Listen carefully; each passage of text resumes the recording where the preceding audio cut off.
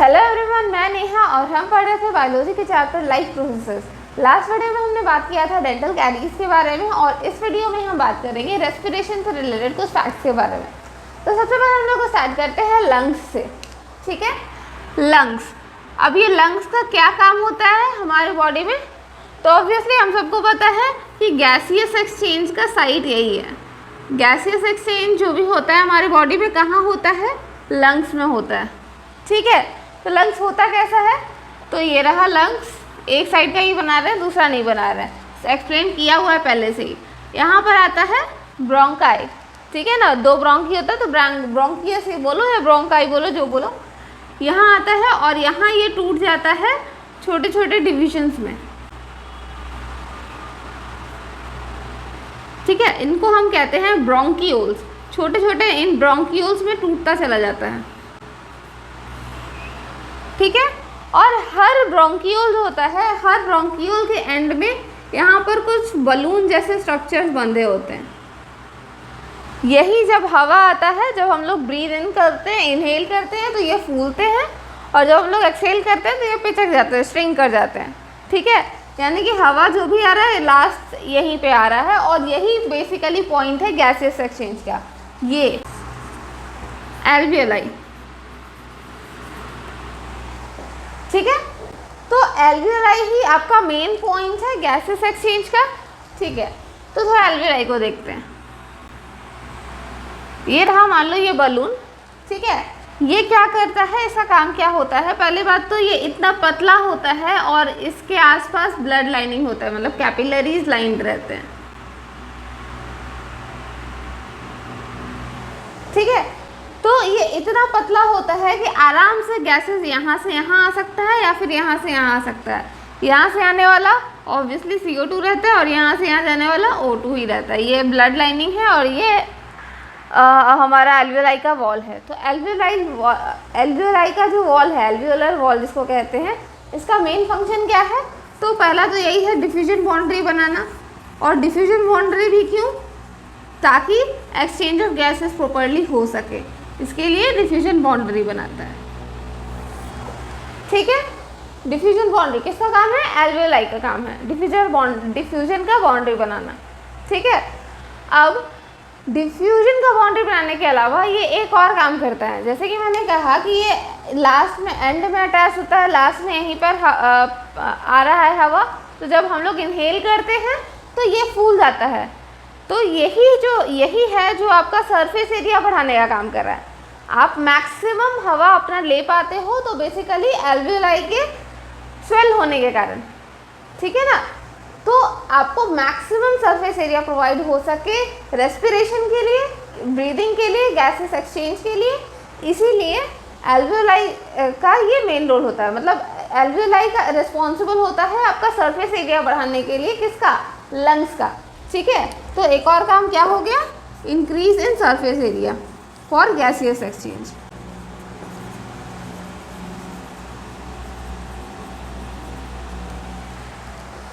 Increase in surface area for gaseous exchange. अब ये area since बड़ा हो गया, अब यहाँ पर मैक्सिमम गैसियस एक्सचेंज हो सकता है। बट आपको अंदाज़ा है कि ये कितना बड़ा होता है? तो उसका आइडिया आप ऐसे लगा लो, हमारा पूरा बॉडी कितना बड़ा होता है। एक अगर आप हाइट वाइज लो तो एक 5 फुट का जो अगर कोई इंसान है, 5 फुट का अगर कोई इंसान है तो उसका हाइट होता है 1.5 मीटर। बट ऑब्वियसली जितने हम लोग लंबे हैं उतने हम लोग चौड़े तो है नहीं उतने हम लोग मोटे हैं, है ना। मोस्ट ऑफ द पीपल उतने लंबे, मतलब जितने लंबे हम लोग होते हैं उस साइज़ के हम लोग इतने मोटे या जैसे मोटे नहीं होते ना। हमारा ब्रेथ बहुत कम होता है और लेंथ भी थोड़ा कम ही होता है। ये हम लोग हाइट गिन रहे हैं। ठीक है, तो हम लोग सिर्फ हाइट में लंबे हैं, लेंथ और ब्रेथ में लंबे मतलब बड़े नहीं हैं। ठीक है, सिर्फ हाइट हम लोग का ज़्यादा है। तो 5 फीट होता है हमारा 1.5 मीटर। अगर कोई 6 फीट का भी इंसान है तो वो आपका 1.8 मीटर का है अप्रॉक्सीमेटली। ठीक है, तो 5 फीट वाले लोग 1.5 मीटर के हैं, 6 फुट वाले लोग 1.8 मीटर के हैं, और जितना हमारा मतलब हाइट है उतना हमारा लेंथ है, ब्रेथ है नहीं। तो मोटा मोटी अगर आप निकालो तो हमारा पूरे बॉडी का सरफेस एरिया होता है 1.6 मीटर स्क्वायर। ठीक है, हमारे पूरे बॉडी का अगर आप सरफेस एरिया निकालो तो 1.6 मीटर स्क्वायर होता है अप्रॉक्सीमेटली। बट अगर आप सिर्फ एल्वियोलाई को खोल खोल के बिछा दोगे तो ये 80 मीटर स्क्वायर ये कवर कर देगा। ठीक है, देखो हमारे पूरे बॉडी का ही सरफेस एरिया है 1.6 मीटर स्क्वायर, लेकिन हमारे एल्वियोलाई का पूरा 80 मीटर स्क्वायर है। मतलब आप देखो 50 टाइम्स बढ़ा देता है। तो एल्वियोलाई जो है ये बेसिकली इतना बड़ा कर दे रहा है कि आपको बहुत ज़्यादा एरिया मिल जाता है। मतलब आपके पूरे बॉडी के सरफेस एरिया के कंपैरिजन में 50 टाइम्स बड़ा एरिया मिल जाता है। किसके लिए? सिर्फ गैसियस एक्सचेंज के लिए। किसके थ्रू? एल्वियोलाई के थ्रू। ठीक है, और हम सबको पता है कि हमारा जो गैसेस एक्सचेंज होता है वो डिफ्यूजन के थ्रू होता है, राइट? डिफ्यूजन के थ्रू होता है, लेकिन डिफ्यूजन से होकर के आता कहाँ है? ब्लड में। ब्लड के आगे डिफ्यूजन उतना नहीं होता है ना। मतलब ब्लड तक तो ठीक है, ब्लड तक ऑक्सीजन चला गया। ब्लड हमारा रिस्पॉन्सिबल होता है पूरे बॉडी में डिफरेंट ऑर्गन्स को पहुंचाने के लिए। क्या? ऑक्सीजन, है ना। ब्लड हमारा ऑक्सीजन पहुंचाता है अलग अलग ऑर्गन्स को, डिफ्यूजन के थ्रू नहीं होता है। ये ब्लड है जो दौड़ दौड़ करके सब जगह पहुंचा रहा है, राइट? और ब्लड में भी पर्टिकुलरली क्या? हमारा हीमोग्लोबिन। हमने बात किया था, हीमोग्लोबिन वो पिगमेंट है जो बाइंड करता है किसके साथ? ऑक्सीजन के साथ। ये ऑक्सीजन के साथ बाइंड करके बनाता है ऑक्सी हीमोग्लोबिन। ठीक है, ऑक्सी हीमोग्लोबिन। और एक हीमोग्लोबिन 4 ऑक्सीजन मॉलिक्यूल के साथ बाइंड कर पाता है, और एक ऑक्सी हीमोग्लोबिन के पास 4 मॉलिक्यूल्स ऑफ ऑक्सीजन होता है जो कि वो पहुंचाता है किसके पास? ऑर्गन के पास। अब ये प्रोसेस हमारे बॉडी में जनरली होता है। मेन काम ऑक्सीजन पहुंचाने का किसका है? हीमोग्लोबिन का है। कुछ अमाउंट में ब्लड में डिजॉल्व होकर के भी जाता है, बट हाँ मोस्ट ऑफ द काम आपका हीमोग्लोबिन कर रहा है। ठीक है, सपोज एक ऐसा केस है, सिचुएशन है जिसमें आपके पास हीमोग्लोबिन नहीं है, तो क्या होगा? सिर्फ डिफ्यूजन से पूरा बॉडी में जाएगा। ब्लड का फ्लो भी है बट मोस्टली डिफ्यूजन के साथ जाएगा।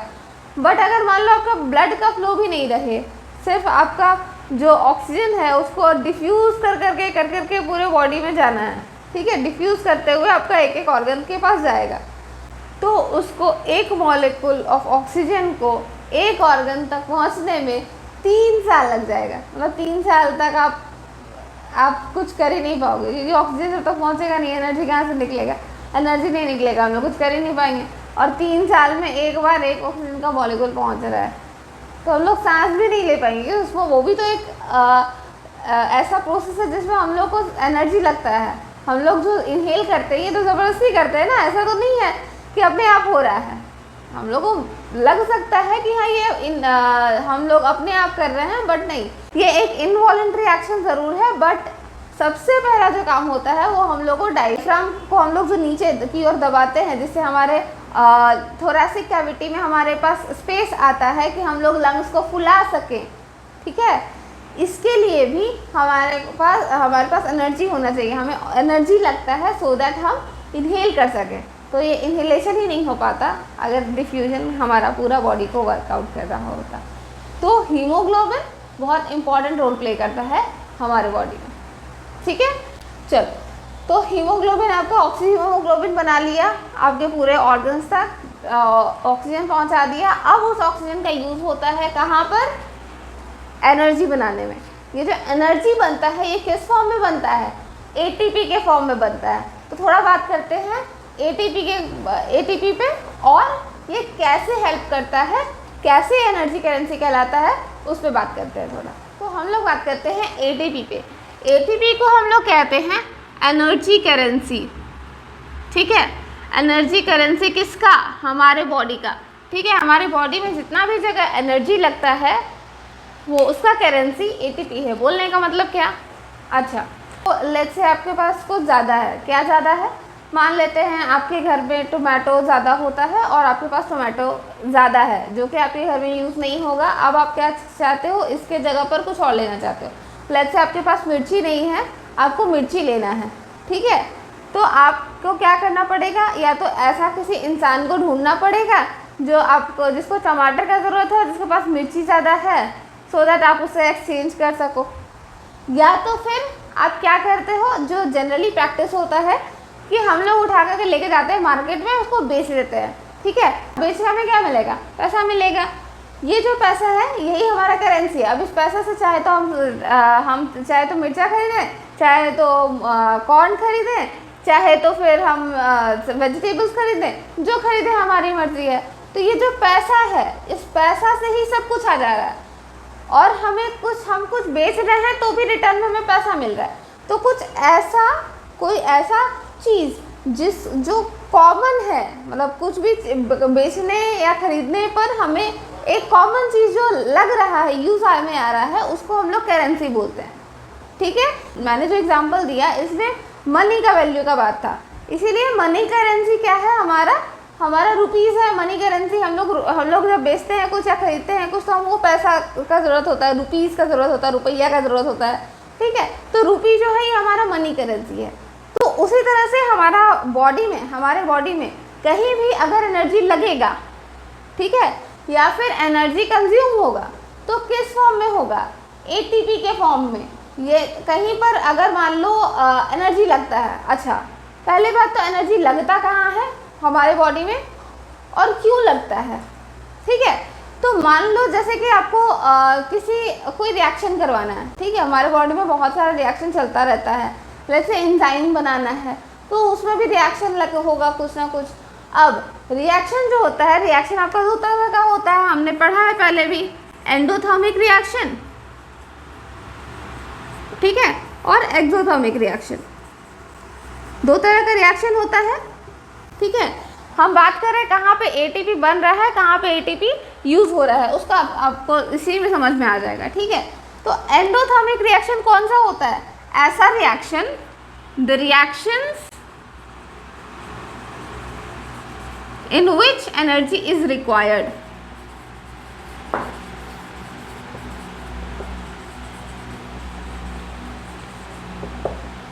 ठीक है। ये लाइक ऐसा है कि आपने चावल लिया, पानी लिया, बट जब तक आप उसको हीट नहीं दोगे चावल पकेगा कैसे, नहीं पकेगा। तो ऐसा रिएक्शन एंडोथर्मिक रिएक्शन है जिसको एनर्जी ज़रूरत है, ठीक है, जिसमें एनर्जी का ज़रूरत है, वैसा रिएक्शन एंडोथर्मिक रिएक्शन है, ठीक है।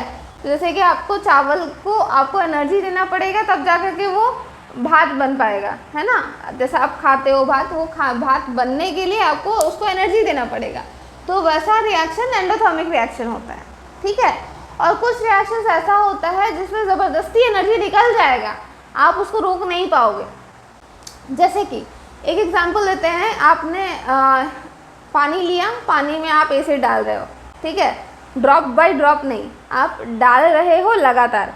तो आप नोटिस करोगे कि जब जो पानी है, जिस पानी में आप डाल रहे हो वो हीट हो जाता है, पानी हीट हो जाता है, जिस कंटेनर में वो पानी है वो भी हीट हो जाता है। तो इसका मतलब क्या है, हीट निकल रहा है। जैसे ही आप एसिड डाल रहे हो हीट निकल रहा है। हीट क्यों निकल रहा है, क्योंकि यहाँ पर भी एक रिएक्शन चल रहा है, ठीक है, डाइल्यूशन रिएक्शन है या जो भी है, इसमें रिएक्शन चल रहा है और रिएक्शन से क्या हो रहा है, एनर्जी ज़बरदस्ती निकल रहा है। एनर्जी किस फॉर्म में, हीट एनर्जी के फॉर्म में। तो वैसा रिएक्शन जिसमें एनर्जी निकलता है, ठीक है, उसको एक्सोथर्मिक रिएक्शन कहते हैं। The reactions in which energy is released, ठीक है। और ऐसा बहुत सारा रिएक्शन चल रहा होता है हमारे बॉडी में। फॉर एग्जांपल ग्लाइकोलाइसिस है, ग्लाइकोलाइसिस है ना, जिसमें ग्लूकोज को हम तोड़ते हैं पाइरुविक एसिड में। अब आप पूछ सकते हो कि ग्लाइकोलाइसिस का भी क्या ही ज़रूरत है। तो ग्लाइकोलाइसिस, हम लोग जो ग्लूकोज जो लेते हैं, ठीक है, ये हमारा फूड है, बट इससे हमें क्या चाहिए, एनर्जी चाहिए। तो इस फूड से एनर्जी तक जाने के प्रोसेस में हमें तो उसको तोड़ना पड़ता है, ठीक है। मतलब अगर आप ग्लूकोज को ऐसे रखे रहोगे तो वो बॉडी के किसी काम का नहीं है। बट ग्लूकोज एक सीरीज ऑफ रिएक्शंस में जाता है, ठीक है।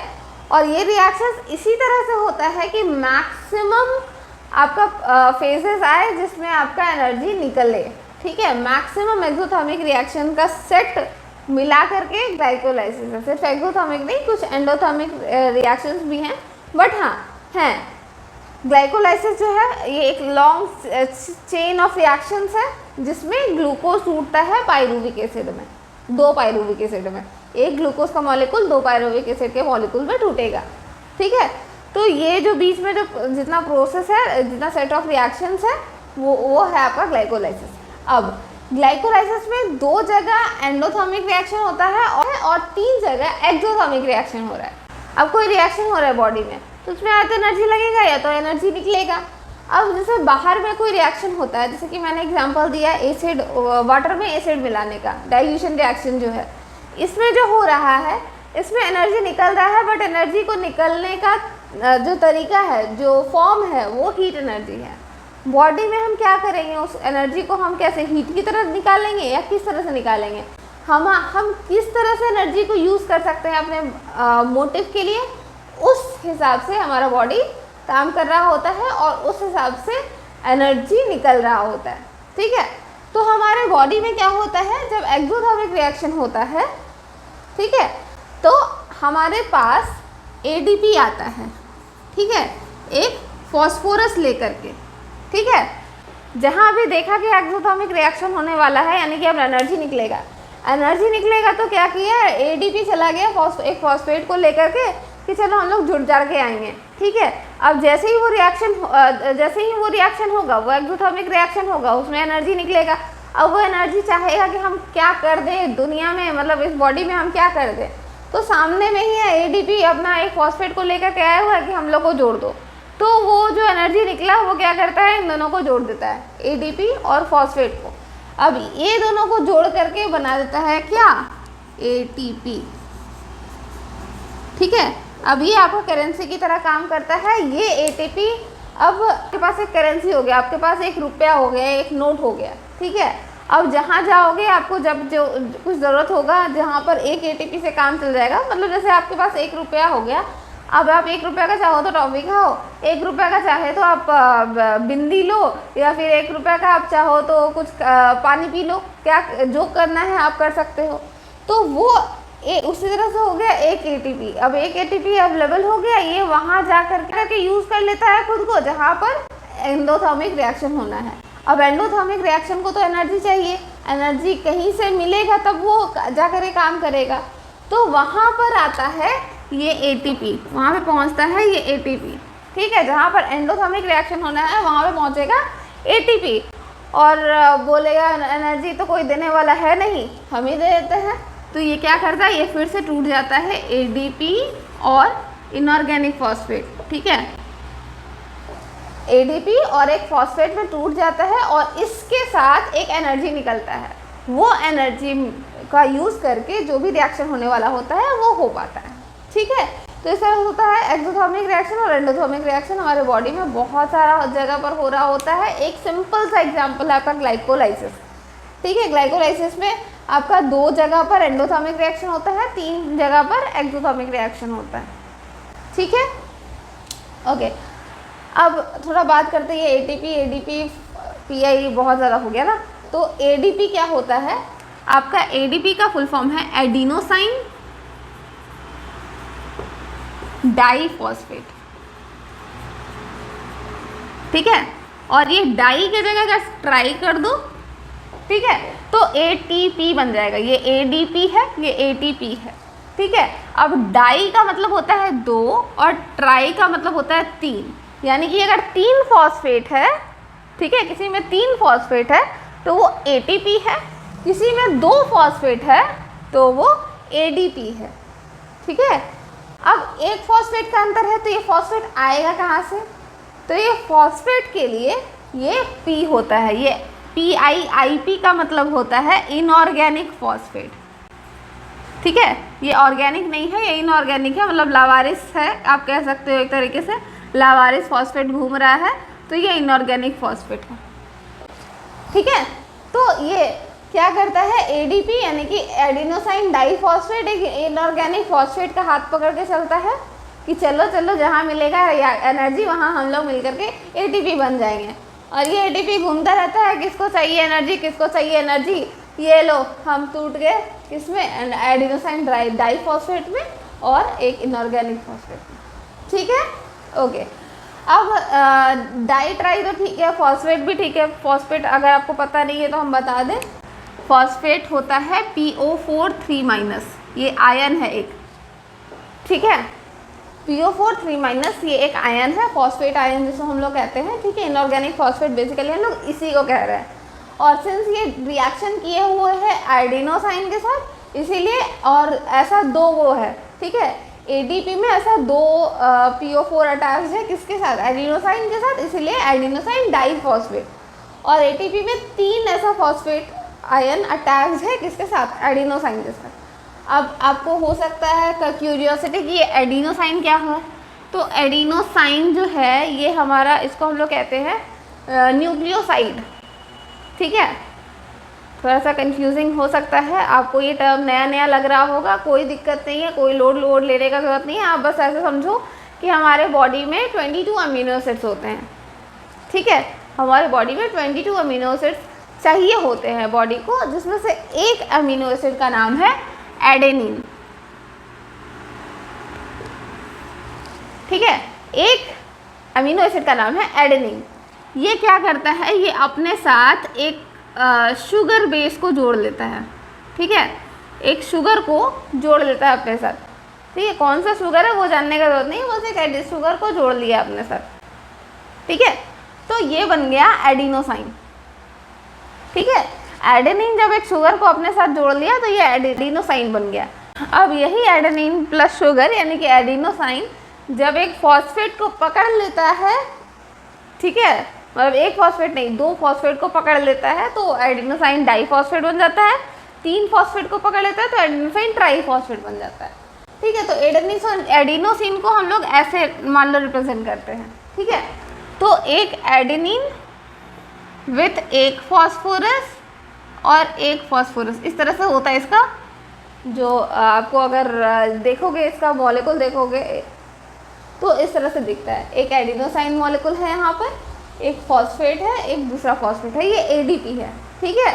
और ये लेकर के घूम रहा है किसको, एक इनऑर्गेनिक फॉस्फेट को लेकर घूम रहा है, ठीक है। जब रिएक्शन हो जाएगा तो क्या होगा, ये वाला जुड़ जाएगा यहाँ पर, ठीक है। और ये वाला जो होता है, ठीक है, ये वाला जो बॉन्ड होता है ना, ये शादी के लड्डू जैसा है, ठीक है। कि बना तो भी पछताया, नहीं बना तो भी पछताया। मतलब कि जो जिनका बॉन्ड नहीं बना हुआ है वो लोग परेशान रहते हैं कि मेरा बॉन्ड बना दो, और जिनका बॉन्ड बना हुआ रहता है वो परेशान रहते हैं कि मेरा बॉन्ड तोड़ दो, ठीक है। मतलब हाईली अनस्टेबल तो नहीं कहेंगे, स्टेबल ही है, बट हाई एनर्जी बॉन्ड है, मतलब कि बहुत दूर दूर में है, मतलब हल्का सा और दूर कर दो ना तो दूर ही हो जाएगा, वैसा वाला है, ठीक है। शादी का लड्डू की तरह है बिल्कुल। तो ये वाला जो बॉन्ड होता है इसको हम लोग कहते हैं एनर्जी बॉन्ड, और यही वाला बॉन्ड टूटता है जब एटीपी टूटता है एडीपी और इनऑर्गेनिक फॉस्फेट में। लेकिन इन लोग में ऐसा अट्रैक्शन भी है ना कि इन लोग अपने बिना, मतलब इसके बिना रह भी नहीं सकता है, तो ये फिर चला जाता है किसी के पास कि हाँ मेरा भी जोड़ी बना दो, रिएक्शन कर दो, साथ में हम लोग एटीपी बन जाएंगे, ठीक है। समझ में आया। अब ये एडीपी और एटीपी कितना एनर्जी कैरी करता है, उसका आपको एक आइडिया देते हैं। आपका जो भी मॉलिक्यूल होता है, मॉलिक्यूल को हम लोग गिनते हैं, जैसे कि आपको मान लो एक बादाम, जैसे एक बादाम, ठीक है। आप एक बादाम का वजन तो नहीं करते हो ना, आप क्या करते हो जब आपको बादाम खरीदना होता है, आप क्या करते हो, आप जाते हो मार्केट में और 1 केजी या 1 ग्राम या 100 ग्राम या 250 ग्राम उस हिसाब से आप खरीदते हो बादाम को।